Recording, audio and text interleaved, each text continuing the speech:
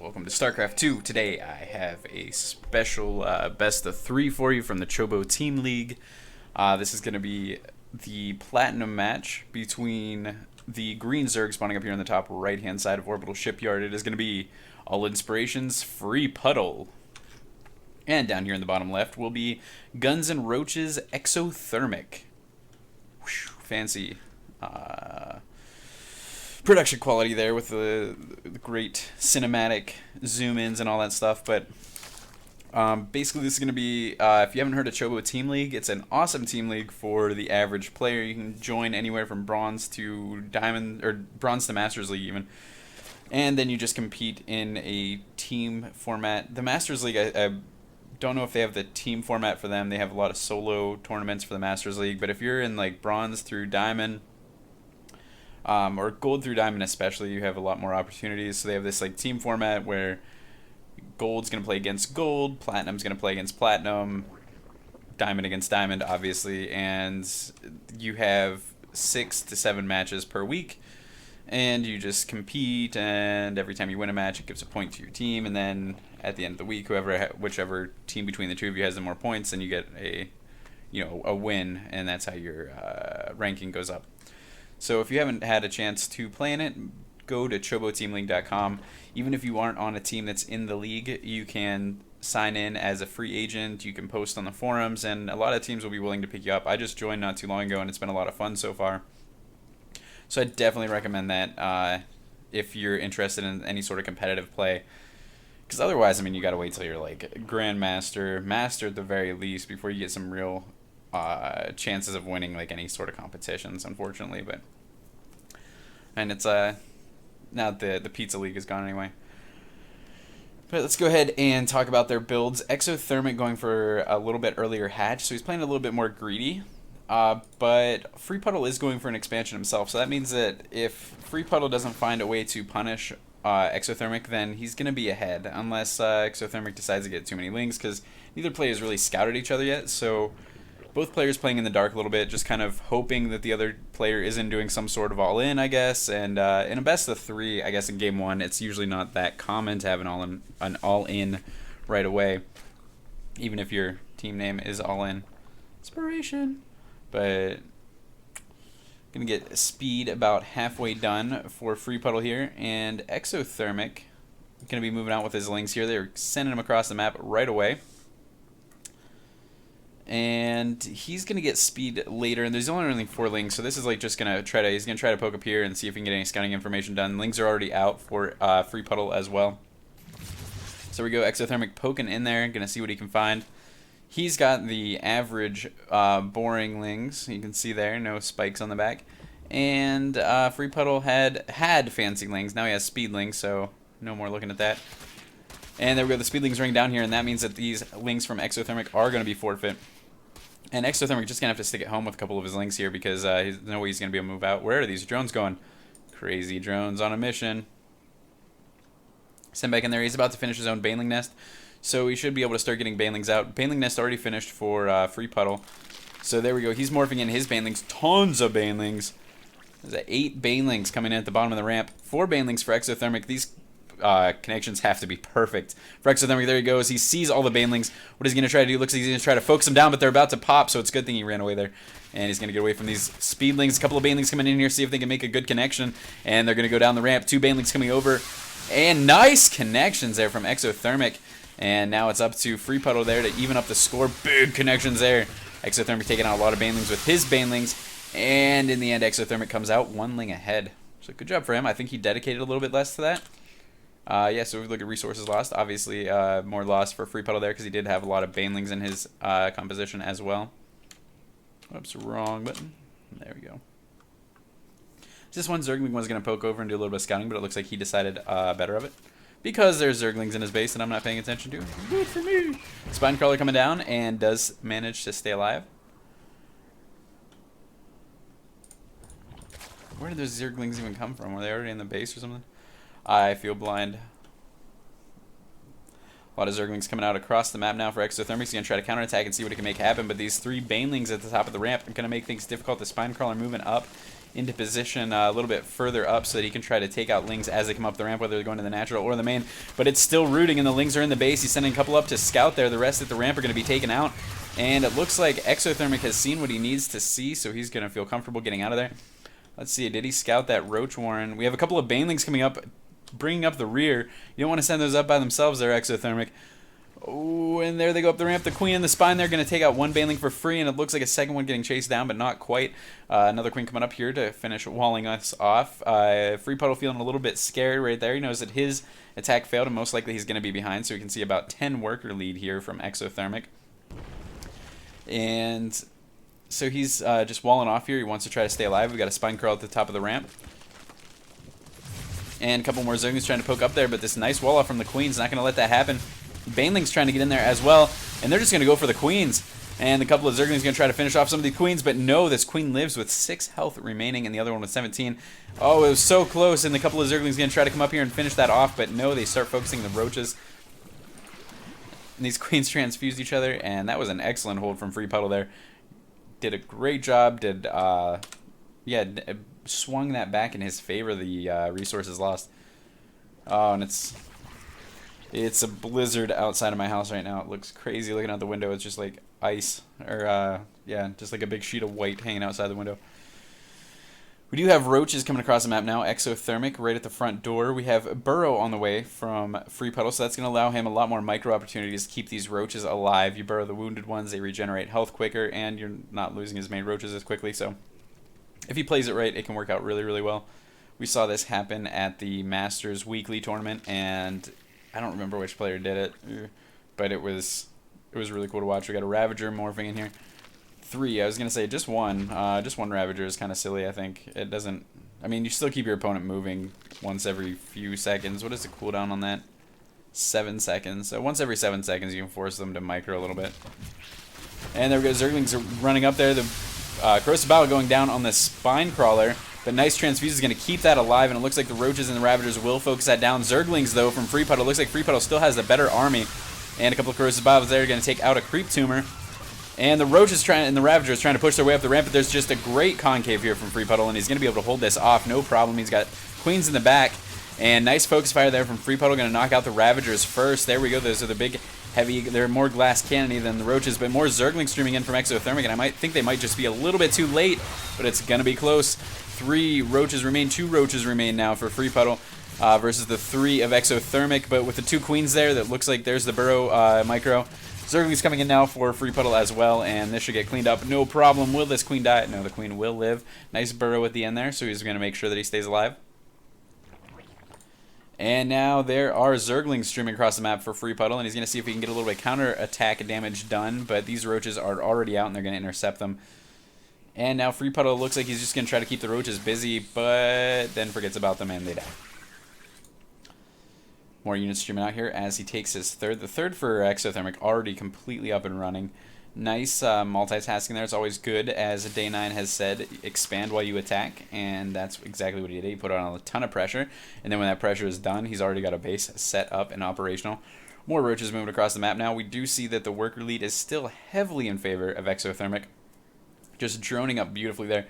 40 to 24, that's a ridiculously high drone lead. And that means that FreePuddle really has to make something happen, but it's going to be tough. He's going to have to do something a little bit drastic at this point because he is behind on workers and army, which means that he doesn't really have an edge. I'm pretty sure if you look at tech even, well, he is a little bit ahead on tech. I guess that would be from like the Burrow spending probably. But he doesn't have, he needs to do something like really kind of risky to pull himself back in this. One thing he could do, he could get that Roach Burrow movement and try to just burrow in there and start killing drones, you know, just do some multi-pronged attacks there. Picking up an Overlord would be kind of nice, but I don't even think he's going to finish that off.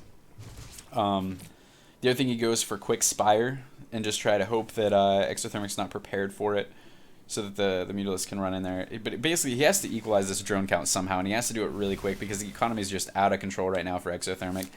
FreePuddle's droning as hard as he can right now, but even still, it's not going to catch him up that quickly. We're still seeing a 15 drone lead for Exothermic, so he's going to be I mean, he's sitting comfortably. He's basically doing whatever he wants. As long as FreePuddle sits there and tries to play standard, then Exothermic wins because he's also playing standard and he's just got a better economy backing it up.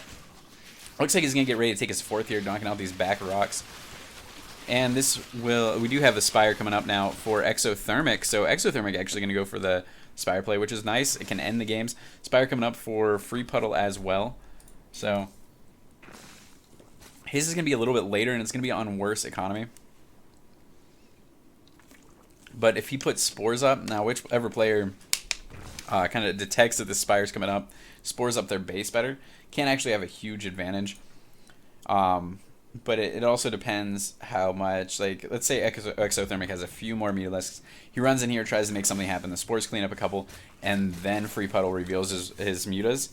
He can have this edge that he can carry over quickly because he gets that Muta lead early on. But even if Exothermic flies over, sees a bunch of Spores and backs off with his Mutas and just keeps maxing them up, then FreePuddle's still going to be in a tough spot. So, I mean, really, FreePuddle is in a really, really tight bind at this point. A couple of Zerglings running up here from Exothermic. We're going to see what the army composition is looking like. He should see that this is a relatively small army considering how long they've had to sit here and do whatever they want. There's no fourth base up, so he knows it's not like any kind of crazy... Well, I guess he doesn't actually know about the fourth base, does he? So he might... Actually, interesting. We do have 14 Mutas up now, coming up anyway for Exothermic. And only 7 started with plus attack. So if he is planning on keeping these Mutalisks secret, which I don't know why he would because he hasn't scouted that his opponent went for Mutalisks yet. Oh, there we go. He just scouted it. He saw those Mutalisks moving out. Nice scout from that Zergling there. So he does know that Mutalisks are on the field, so he might try to just like hide the fact that he has Mutalisks for a little bit. And he should know about these rocks being taken out right now. We've got Spore Crawlers coming up, try to defend against the Mutalisks. And this is what I'm talking about. If he gets Spores and he defends this well, then I think he's going to be in a great spot. But the Mutalisks coming around the right-hand side here. Are there any Spores in the natural or the main? Not yet. They're on the way. And he is just taking out some Mutalisks for free. Exothermic in a commanding lead right now. The Queen getting taken out. That's going to limit production severely. And FreePuddle's going to take this Mutalisk fight right here.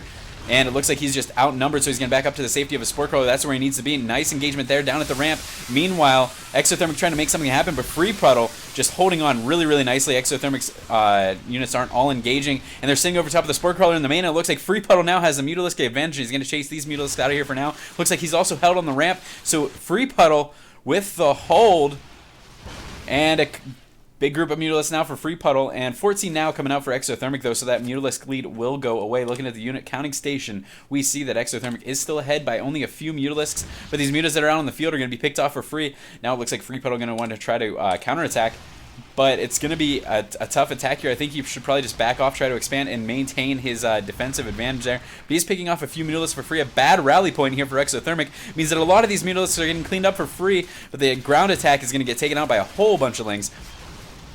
FreePuddle doing really well. He's got his +1. He actually canceled his +1 attack. He's actually going for that +1 armor, which should be finished up momentarily. He's got more Mutalisks on the way. So does Exothermic, but it looks like FreePuddle has the Muta lead for right now, and he's just pushing in with his ground forces. We've got Zerglings burrowed up here in the main. Nice job with that burrow again. And FreePuddle with the question mark. I don't know what that was about. I missed it. Maybe a dance or something?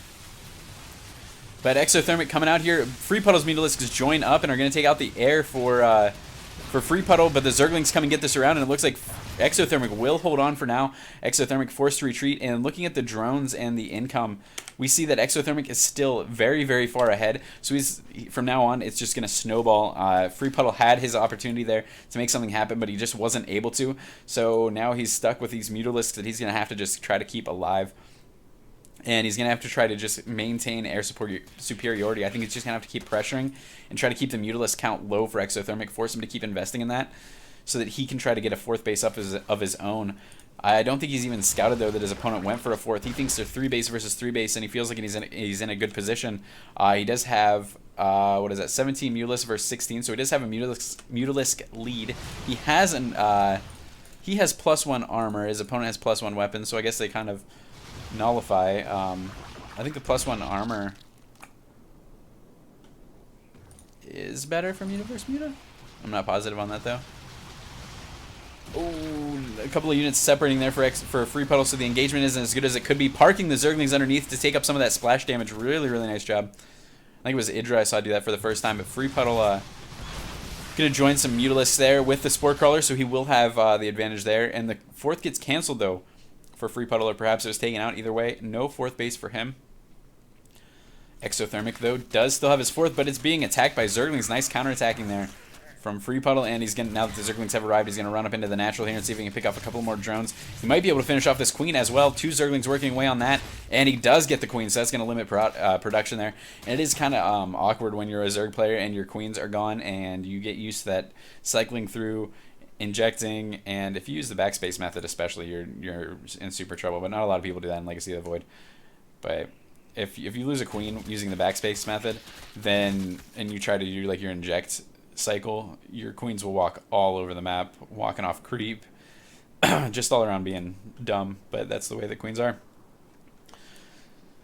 Big group of Mutalisks here from Exothermic, going to try to poke in once again, but he is still at a disadvantage as far as Mutalisk numbers go. We've got +2 Carapace about to finish as well. We've got a couple of Corruptors coming out to help against these Mutalisks, but these Mutalisks picking off a couple of Overlords that are out of place. Where is FreePuddle's army there? It doesn't look like he actually has a ground army. He's just relying strictly on Mutalisks, and that is a lot of Zerglings to try to hold off with just Mutas. Meanwhile, Mutas in the natural, taking out everything. Nice burrow there is going to save him for a little bit, but there's so many Mutalisks that even Larva are getting taken out. A couple of drones there that didn't get the burrow memo are getting taken out. Natural is now completely gone, and the Mutas from FreePuddle are going to try to chase down Exothermic. Exothermic grouping up really, really nicely. And it's hard to say who this is going to go to, but the Zerglings in the 3rd are going to take that out as well. So after this, FreePuddle, even if he wins this Mutalisk battle, he's at a severe disadvantage as far as economy goes. Severe. 18 to 43 workers. A couple of his Mutalisks aren't even fighting right now, which in Mutalisk fights, that just completely compounds whenever you have more units. And I think this is going to be the tap out here pretty quick. His 3rd is going to fall. His natural is down. He's down to like 1 non-mining base versus 4 bases here for Exothermic. He does win the Muta battle, but the Remax here from Exothermic is going to be too much to stop. 3rd is completely gone. Even if this came into a base race and Exothermic stopped producing, I think he'd still win at this point. Mutalisk is forced to try to clean up Zerglings, but it's just not going to happen in time. And from this point on, I think we just wait for FreePuddle to realize that he's in a losing position here. He's going to try to counterattack with Zerglings. Nice job there. He's going to have to severely cripple his opponent, though. I mean, this is dire, dire situation there.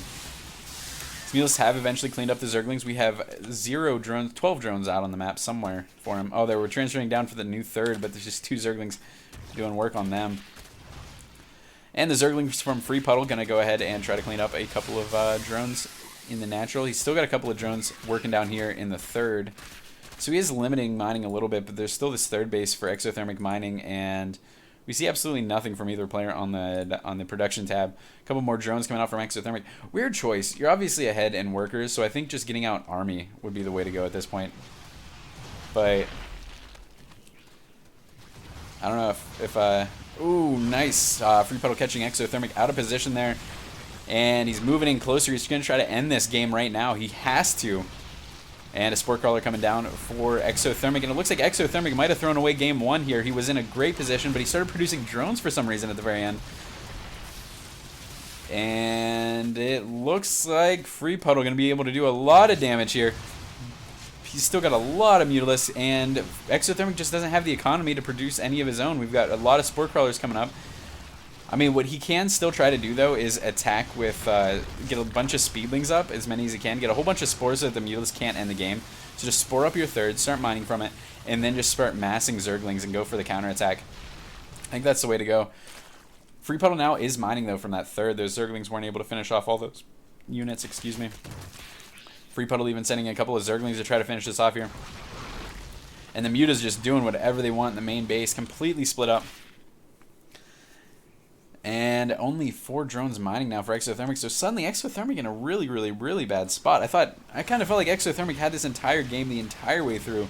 Like he just completely was dominating this game, and just a couple of bad engagement decisions, and suddenly he's far behind. He kept trying to fight with those Mutalisks over top of Spores. And now he can't even get a lead of any sort. More Zerglings streaming in here to this base here. FreePuddle going to take out the rest of the drones for Exothermic. And there's the good game. Nice job, FreePuddle, never giving up, sticking with it even when I thought he was completely done. His third and his natural were completely taken out, but he stuck with it, used the Mulus to clean up the Zerglings, and was able to counterattack and win. So great job to him. We're going to be going into game number 2, which will lead Exothermic, or we'll lead FreePuddle versus Exothermic 1-0 in a best of 3. So we'll see you guys in just a minute.